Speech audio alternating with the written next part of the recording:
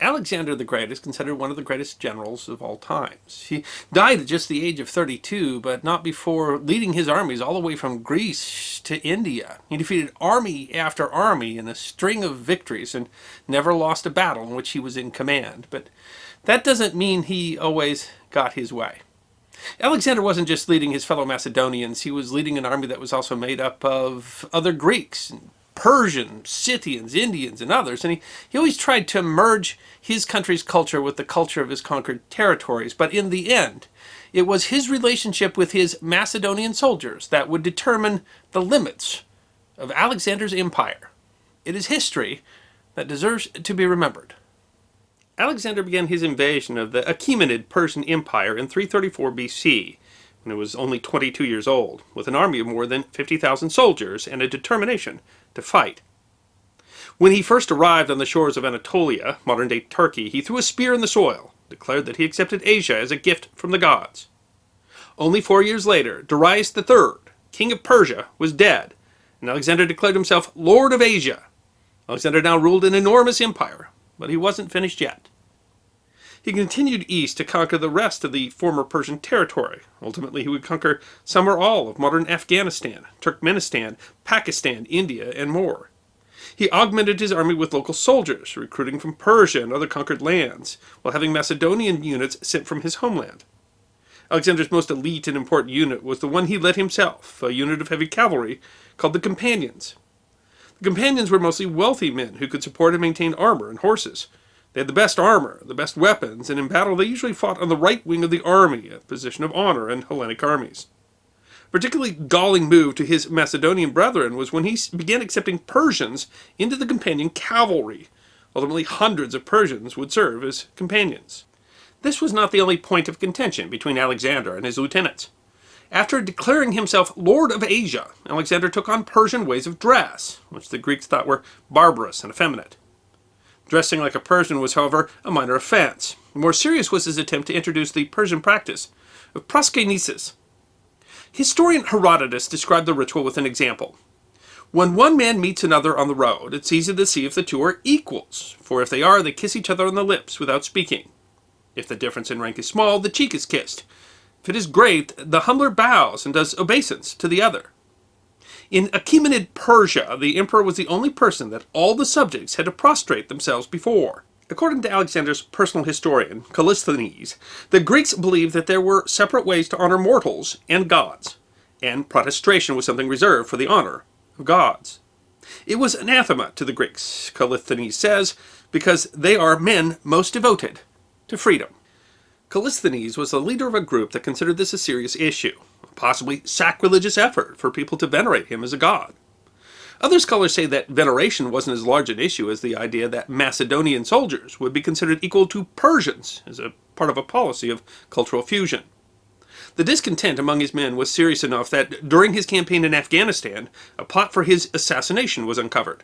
A companion commander, Philotas, was accused of not warning Alexander. He was tried and killed. Alexander then had Philotas's father, Alexander's strategos, assassinated to prevent any possible retribution. A second plot was uncovered later, and Alexander's historian Callisthenes was implicated and killed in connection with it. It's been suggested Callisthenes was no part of the plot itself, but was instead killed for leading the opposition to proskynesis. Ultimately, Alexander did not insist on introducing proskynesis, thanks largely to the aversion of his homeland troops. In the winter months of 326-327 BC, Alexander led his army in a series of campaigns against clans who refused to bow to his authority. These battles were some of the most costly of all his campaigns, but he wasn't done yet. On the banks of the Jhelum River, which the Greeks called the Hydaspes, he faced another leader who refused to surrender, King Porus of Parava.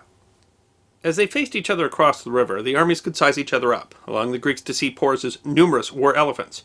He had at least 85.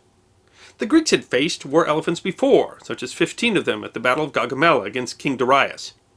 Porus himself rode atop his largest elephant, and along with him came an estimated 20 to 50,000 foot soldiers and 2 to 4,000 cavalry. The Hydaspes was a deep and wide river, and Porus stood ready to repel any possible fording. Alexander searched for a better ford with his cavalry at night, while Porus's army shadowed him.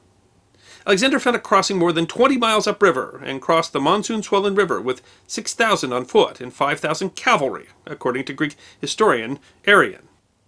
The crossing is considered one of Alexander's masterpieces of strategy. He crossed with a small part of his army, while the rest remained to face Porus, and performed many feints to distract Porus, and lulled Porus into a sense of security. By a stroke of luck, a force led by Porus's son to stop a possible crossing failed, because a storm hid the sound of Alexander's crossing.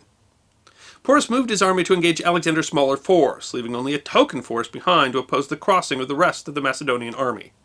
Though outnumbered, after vicious fighting, Porus was defeated. Alexander was impressed by Porus's valor and convinced the king to surrender and to rule his former land under Alexander. Modern historians estimate that Alexander lost 1,000 men at this battle, many more than they'd lost at the decisive battle of Gaugamela. Alexander lost his beloved horse, Bucephalus, who had traveled with him across the whole of Asia. As Alexander continued east across his newly captured land, they traveled through the monsoon-drenched lands of northwestern India, miserable march through muddy lands. Plutarch wrote that their struggle with Porus blunted their courage and stayed their further advance into India.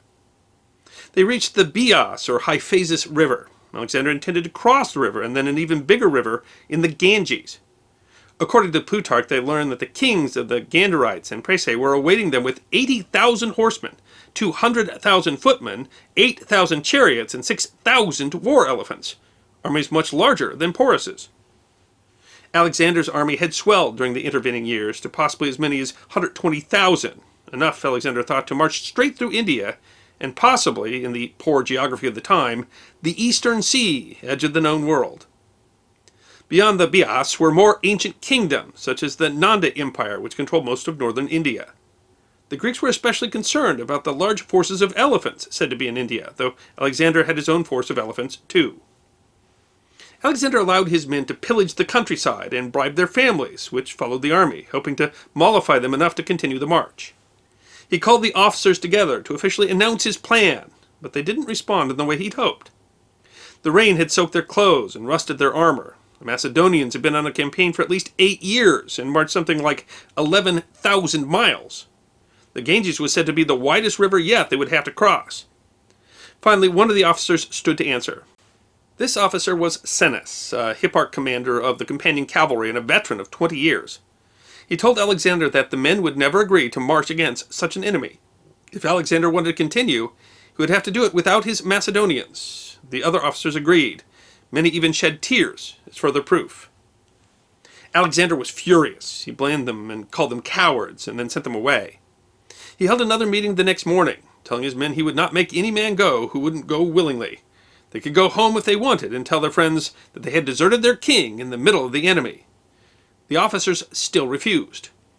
Alexander retired to his tent and refused to speak to his companions for 2 whole days. While it is often described as a mutiny, it is perhaps better seen as a simple exhaustion. Alexander had pushed his men as far as they would go, and they could not win any more battles for him. They did not budge from their stand while Alexander sulked, and finally, Alexander brought his priests together to make sacrifices to decide if he should cross the river. But the offerings did not go in his favor. Only 3 years before, Alexander had crossed the river Oxus, despite poor omens, but now the disfavor of the gods was enough to dissuade him. He announced his decision to a loud shout, such as you would expect from a large and joyful multitude, and many of them wept. The later historian Arrian wrote the soldiers called for many blessings on Alexander, since he had allowed himself to be defeated by them, and them alone. Afterward, he divided his army into 12 sections and ordered each to build an altar to one of the 12 Olympian gods, as thanks to those who had brought them victoriously so far. The altars were supposed to be huge, as high as the tallest towers, and broader even than towers would be. Plutarch claimed that Indian kings would still stop to offer sacrifice at the altars hundreds of years later, and at least one Greek was said to have seen them still standing 400 years after Alexander left. If they were built, they seem to have never been positively identified, and their size may have been exaggerated by later writers. He turned back from the river and any possibility of conquering India, choosing instead to return to Persia and to rethink his next plans. Senes, the brave officer who had stood up to his leader, died only a few weeks later of sickness, it was said, and he was buried as magnificently as circumstances allowed. Whether he died of natural causes or some sort of retribution for speaking out against Alexander is unknown. The mutiny on the Beas can be considered Alexander's greatest defeat. He could not convince his army to follow him any further, which was extraordinary given how far they had already followed him. It was a turning point in Alexander's life, but also in world history. We can't be sure that had he crossed the Beas that he would have conquered all of India, but he at that point had a massive veteran force that had conquered everyone in front of them. It's even harder to determine what might have happened if he crossed the Beas without his Macedonians. Would he have continued his conquest, or would he died alone in a faraway land? Everything that came after, his ill-fated march across the desert, his death later in Babylon, that all might have been different had he crossed that river. But in the end, even Alexander the Great could not conquer the world on his own.